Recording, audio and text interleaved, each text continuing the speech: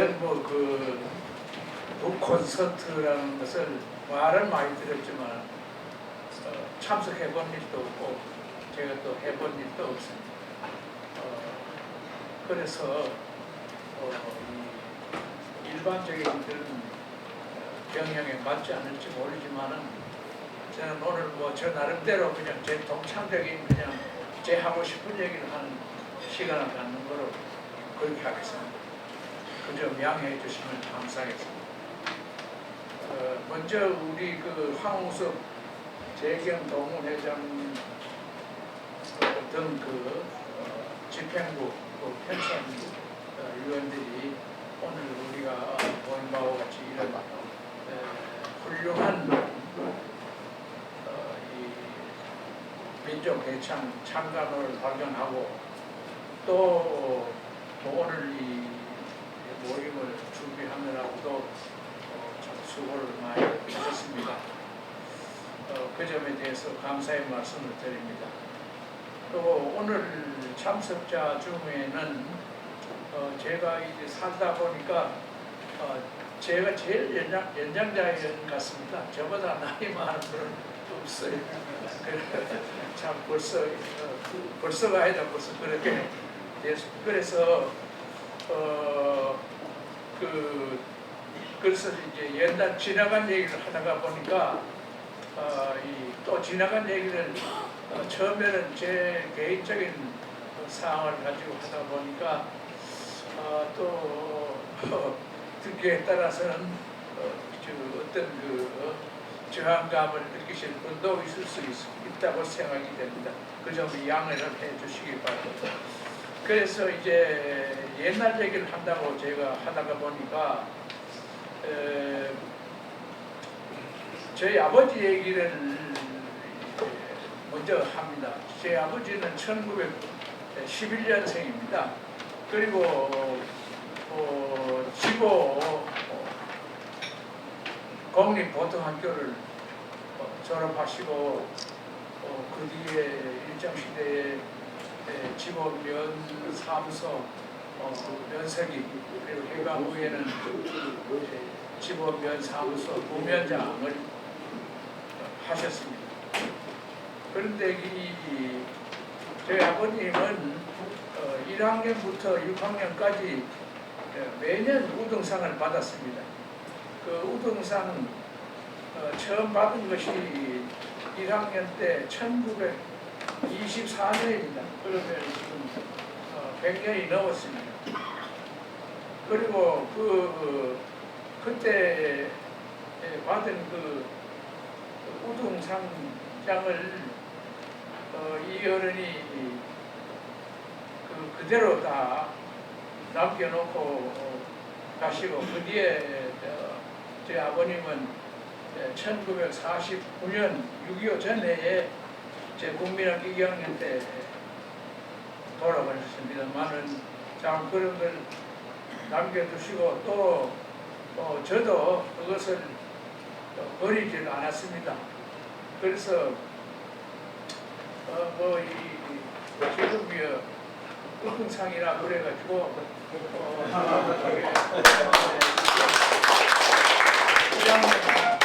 1학년부터 6학년까지 매해 있습니다. 그러니까 이 서류가 100년을 넘은 서류입니다. 그래서 오늘 이 프레젠테이션이 제대로 되면 띄우면 좋겠는데 그런 준비까지는 제가 못했습니다. 그리고 심지어 이 학교 다닐 때 3, 4학년 때 이 통지표 3학년 통지표도 지금 그대로 나와 있습니다.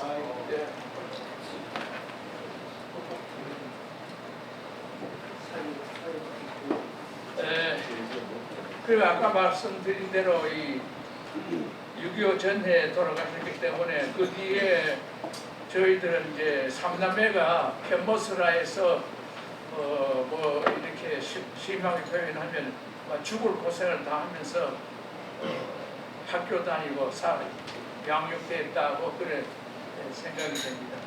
저는 이제 1948년 9월 달에 그 지곡국민학교에 들어갔습니다. 그때는 대학에 뭐 9월, 3월, 4월이 이제 학기 초인데 그때는 보니까 9월 달에 입학했어요. 그리고 그것이 5학년 때부터 4월 신학기인 걸로 그렇게 됐습니다. 그래서 대창중학교 1학년도 1954년 4월 입학이고 뭐 대학도 1960년 4월 입학 이렇게 했었습니다.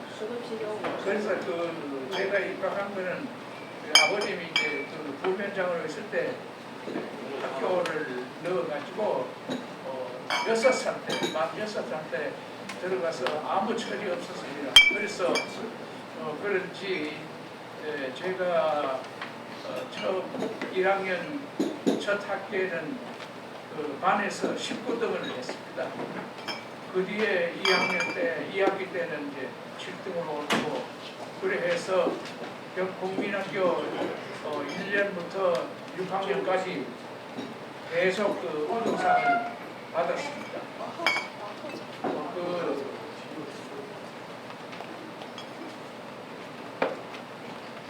그래서 그걸 이제 이 재미로 그냥 합니다. 그래서 이 우등상 받은 것도 국민학교 1학년부터 보니까 이게 1948년도 문서입니다. 이게 48년도 그리고 6학년까지 계속 여기 이제 거기에 있습니다. 그리고 그때 학교 다닐 때 받은 통지표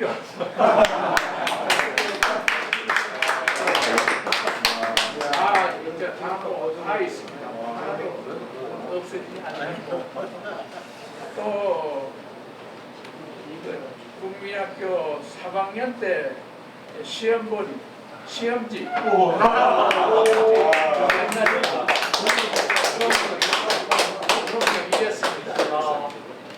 이 시험지 국어 3본 그때 3본이라고 했습니다.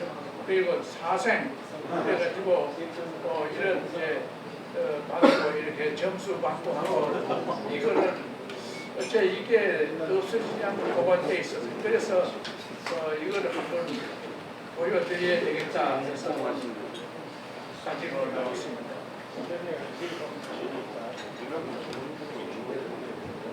그리고 그 지곡국민학교를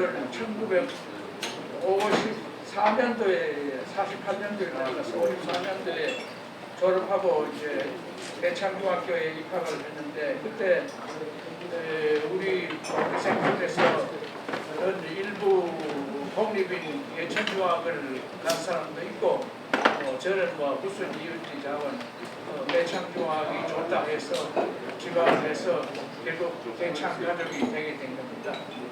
그때 우리 국민학교 동창 중에 한 사람은 예천으로 가지 않고 서울 중앙중학교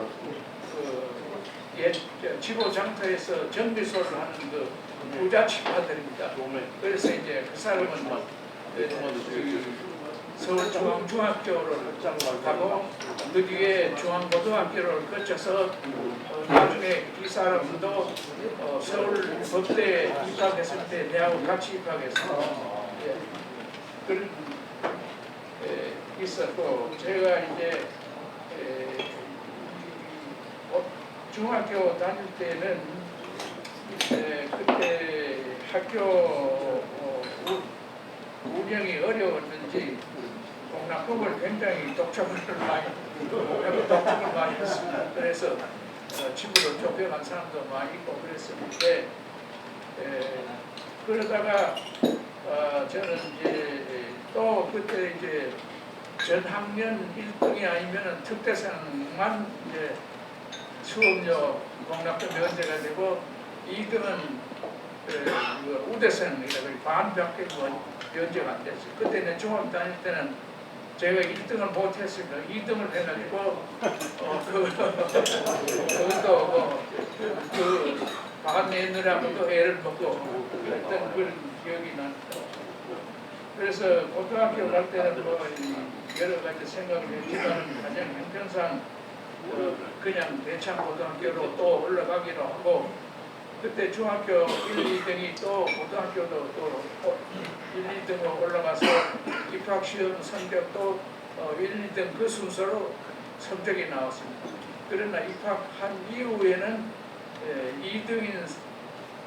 2등인 제가 1등으로 되어가지고 계속 그 1등을 유지했습니다.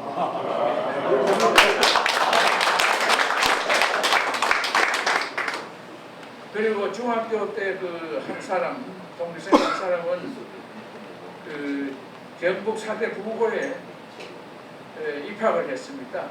그때 그 당시에 제가 그 예천중학에 만약에 갔으면은 6회가 되는데 예천중학의 3, 4회 중에는 이도호시라고 경북 사대 부고 간 분, 또 신국환, 강석권과 같이 경북고등학교 간 분, 장명석 씨 경기고등학교 간 분 등 그 명문고등학교에 많이 들어갔습니다. 그러나 참 불행하게도 대창학교에서는 그런 전통이 없고 저들이 제일 처음에 그걸 이루어야 되는데 저도 결국은 고등학교를 그냥 대창고등학교 그냥 올라갔기 때문에 그런 전통을 못 세웠습니다. 그러니까 아까 말한 그 사대 부고 간 사람, 그 중학교 동창 그 사람도 나중에 서울로 입학할 때 또 같이 합격해 들어왔습니다. 그리고 대창고등학교에서 제하고 권영세 동문하고 윤육 동문이 제하고 권영세는 서울법대로 들어가고 윤육군은 서울물리대 정치과에 합격을 했습니다. 그래서 결국은 국민학교 때 우리 5명의 동창이 국민학교 보토의 동창이 나중에 서울대학에 5명이 다 들어가 있습니다. 아마 그 예천에서 그런 예가 아마 전에도 없었고 뒤에도 아마 그렇게는 안 나왔을 겁니다. 그런 예는. 그리고 이제 제가 1964년에 사회 사업시험 그때 합격자 22명으로 합격하고 아까 말한 윤육군은 1066년에 행시 사회에 합격해서 이제 김용찬 동문보다 선배로 되어 있습니다. 그 뒤에 신국환 씨도 행시 사회에 합격. 그 다음에 또 한 가지 또 얘기를 하면은 제가 고등학교 3학년 때 1959년도에 신흥대학교 경희대학교 전신입니다. 그 학교에서 하는 전국 고등학생 학술 경시대회에 가서 우리 그 학교 단체죠.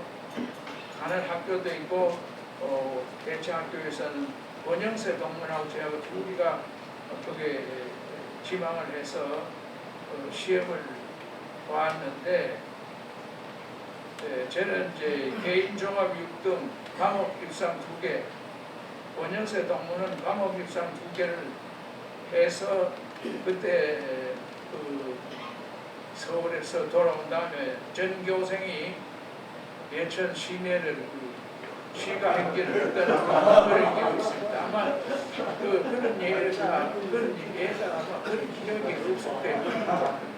그래서 제가 그런 일이 있었다는 걸 말씀을 드리는 겁니다. 그리고 1960년 4월 6일에 서울 법대에 입학했는데 4월 19일 4.19 말씀을 드리는 겁니다. 4.19 그때 10시경에 김지환 교수의 법학개론 강의를 그 수강생이 여러 사람 들어가 있어가지고 듣고 있는데 한 10시쯤 돼서 그 일부 학생 중에서 나가자 하고 소리를 치는 사람이 있었어요. 그거를 신호로 해가지고 그 수강생들이 전부 다 같이 강의실 밖으로 나가서 이제 데모에 가담을 하게 됐는데, 그때는 서울 법대와 물대가 동숭동에 있었습니다. 그래서 동숭동에서 종로 5가로 내려와서 종로 5가에서 종로통을 따라서 광화문을 거쳐서 광화문에서 이제 꺾어가지고 경무대로 이제 가는 건데, 저는 물론 저는 갑자기 사실 시골서 올라가지고 4월 6일날 입학해서 4월 19일날 며칠 되도 안 했고, 시골서 올라간 사람은 그런 귀띔도 못 받았어요. 그런 데모를 준비한다. 귀띔도 못 받고 간 학생들이 가니까 따라간 거죠.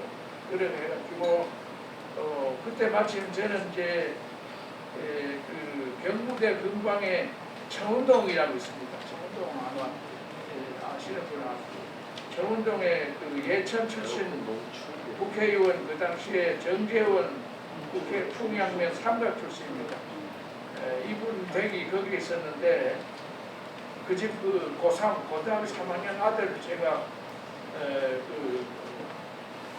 가정교사로 거기에 들어가 있어가지고 결국은 그 데모 행렬을 따라서 가면 결국은 우리 집으로 가게 되는 그런 이제 방식이 되고 있습니다. 그래서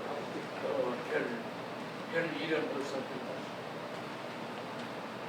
그리고 이제 제가 또 대학 재학 중에 한 가지 말씀을 드리면, 유기천 씨라고 서울대학 총장도 국가대 학장 분이 있는데, 이분이 현도과학 대가로서 그때 학교에서 형사법학회를 지도하고 있었습니다.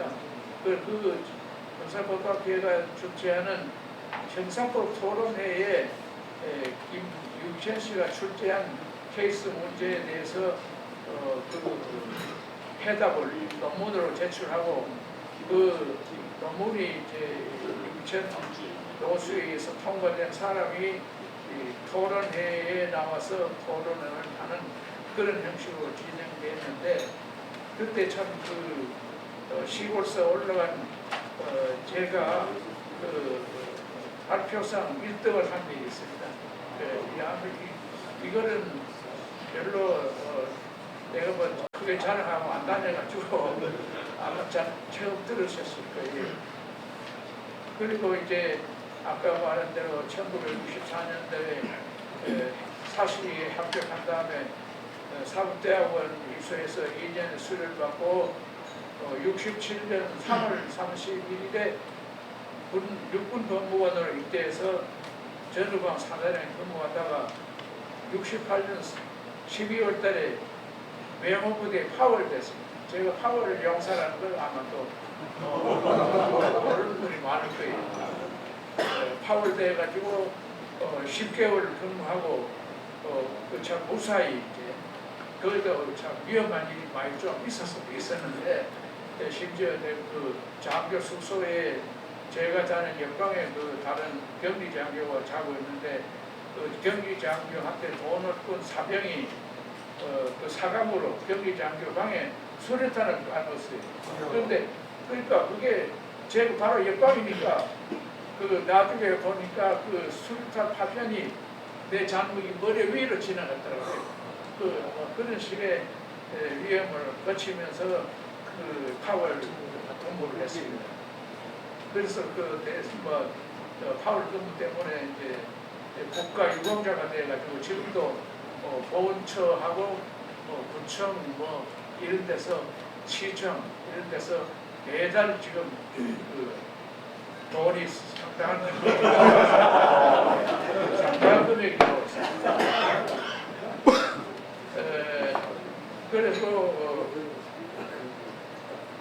또 그 다음 또 한 가지 말씀을 드린다면은 1970년 4월 1일자로 판사가 됐는데, 제가 78년부터 한 1년간 외국인 강사만 있는 영어 학원이 그 성공회 서울에 지금 서울시 이외에 있는 그 골목 들어가면 성공회에 있는데 거기에 영어 학원이 있었습니다. LTRC라고. 거기에는 제가 한 1년을 다녀서 준비를 했어요. 그때 제가 형사단독 판사였는데 그래가지고 1979년에 국비에 의한 해외 연수를 국비에 의한 연수는 그때 두 번째 해입니다. 그 전에는 뭐 외국 유학가도 다 미국 장학금 받아가지고 갔지 국비에 의한 것은 저희들이 두 번째인데 그때 그 국비에 연수에 지방을 해서 지방자 중에서 8명을 선발해가지고 서울대학 어학연구소에 가서 거기서 출제한 시험 성적에 의해서 미국 2명, 영국 2명의 합격자를 선발했습니다. 그런데 마침 또 성적이 그렇게 돼서 미국에 가는 것으로 선발이 되었습니다. 그래서 제가 미국 캘리포니아 샌디에고 로스쿨에서 1년간 연수하고 논문을 제출해서 비교급 석사 학위를 받고 귀국했습니다. 그때가 80년 5월 18일 5.18이 났을 때인데 그때 이제 미국에서 교수말이 야너저 한국에 지금 방주를 그래가지고 참 위험한데 그런데 귀국하느냐고 그래서 야 괜찮다 하나도 위험하지 않으니까 난 귀국한다 그래가지고 왔습니다. 그리고 이제 완 다음에 그 뒤에 고등법원 판사, 지방법원 부장 거쳐가지고 87년도에 고등법원 부장이 됐습니다. 그 당시에 고등법원 부장이라고 하면 차원이다 해서 기사도 주고 차도 주고 그랬습니다. 그러다가 74년 7월부터 2000년 7월까지 제가 지방법원을 5개 돌아다니고 고등법원 1개, 대전고등법원장하고 그렇게 해서 법관 퇴직했습니다. 끝으로 이제 그래도 또 이런 얘기만 하고 하면 너무 뭔가 좀 서운하고 해서 다른 얘기 조금 하겠습니다. 우리 헌법에 보면은 법관은 헌법과 법률에 의해서 그 양심에 따라 독립하여 심판한다. 이렇게 규정되어 있습니다. 따라서 법관은 자기 소속 법원장한테도 법원장, 자기보다 선임 법관 또는 상급 법원, 지방법원이라고 고등법원이라든 상급 법원, 대법원장이나 대법관에게 재판에 관하여 보고하거나 지시를 받지 않고 또 행정부나 입법부의 간섭을 절대 받지 않게 되어 있습니다. 그 사람들 간섭해도 안 됩니다. 그리고 지금 제가 열거한 이런 사람도 재판을 담당한 법관에게 지시하거나 보고를 받거나 명령 간섭을 할 수가 없습니다. 이러한 사법권이나 법관의 독립 원칙 때문에 또 그러나 사실은 법관이 무슨 고급 공무원이라고 하지만은 최상급의 고위직은 아니지 않습니까? 그렇기 때문에 이러한 법관의 지위에 비추어 그 권한 행사는 너무 커요. 너무 큰 비용이 있습니다. 차라리 검사와 같이 상급자의 지시나 결재를 받고 한다면은 신중하게 적정한 결정을 할 수 있고 또 용달을 내서 결정을 할 수 있다고 할 것입니다.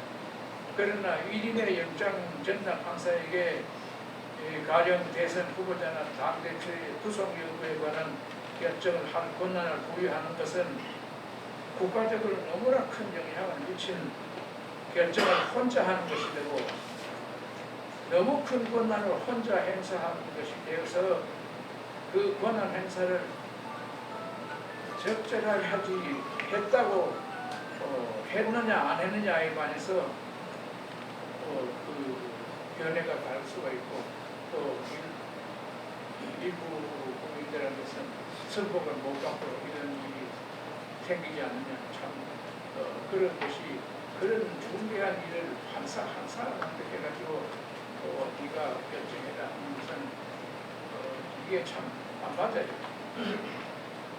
그다음 또 세 사람을 합의해서 재판하는 경우에도 그 숫자가 3인이 세 사람으로 늘어났다고 할 뿐이지 혼자 하는 경우와 마찬가지입니다. 공정한 재판을 하기 위해서 법관과 사법관의 독립이 필요하기도 하지만 그렇기 때문에 옳은 결정을 못할 수도 있다고 생각이 됩니다. 특히 우리나라에서는 정치의 사법화가 너무 심하기 때문에 최상급의 공직자가 못 되는 법관에게 모든 정치 문제까지 결정해달라고 하는 것은 부적절하기도 하고 용기가 부족해서 용단을 내리지 못하고 있는 경우도 있다고 생각합니다. 제가 젊은 법관일 때도 지금 생각해보면 과연 내가 참 제대로 결단을 내려서 옳은 그 결정을 했었지 지금도 생각해보면 참 후회가 되는 경우가 많이 있습니다. 그래서 법관들이 누구나 대개가 퇴직할 때 자기가 이 퇴직 중에 잘못된 재판을 해서 피해를 입힌 당사자가 없는지 심히 우려된다는 퇴임사를 하는 수가 많습니다.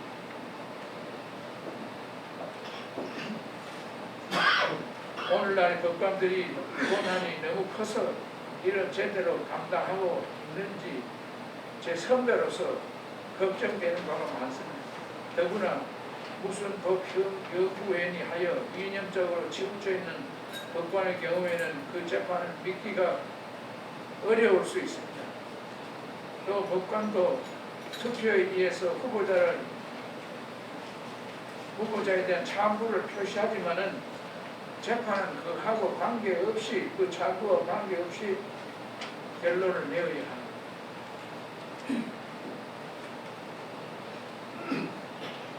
이건 뭐 정치적으로 틀린 말은 아니죠. 네. 그냥 온당한 거 아니에요. 그래갖고 누구 편들어서 하는 얘기 아니고 또 그렇습니다.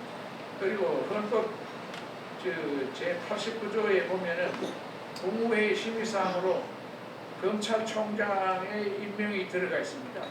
그리고 검찰총장하고 각군 참모총장, 국립대학 총장 이렇게 임명은 이 국무회의 심의사항이라고 헌법에 규정되어 있습니다.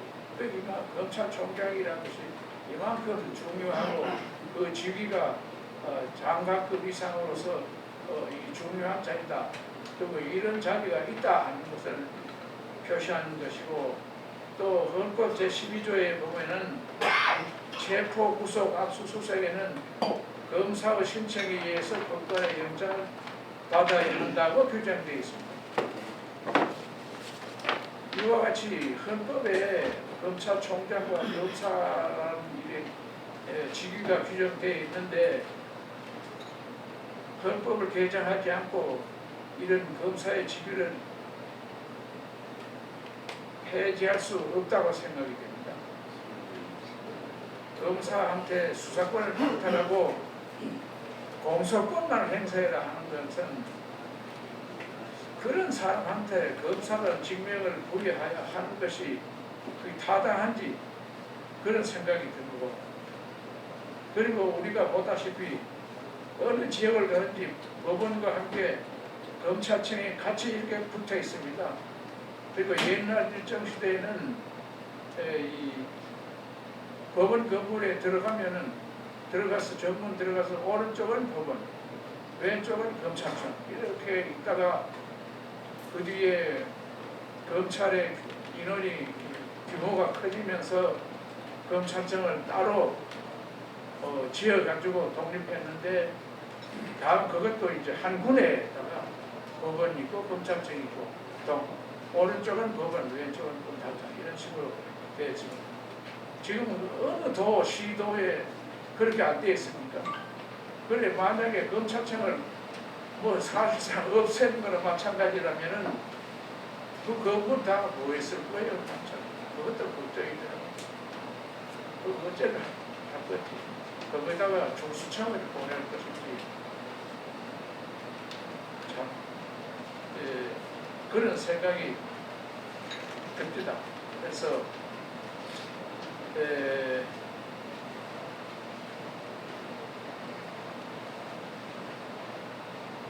그래서 결국은 검찰의 권한이 아주 축소돼 가지고 전부 다 경찰이나 중수청이나 그런 데도 안 넘어간다면 검찰총장이라든지 이런 고위직을 둘 필요도 없다고 생각해요. 검찰총장 직급도 검찰총장이라고 명칭을 해야 될지 직급도 확 낮춰야 되지 않나. 그렇다고 본다면 우리 헌법상 검사는 헌법상 없어질 수 없는 것이 아닌가 이런 생각. 이상으로 제 발표를 마치고 감사합니다.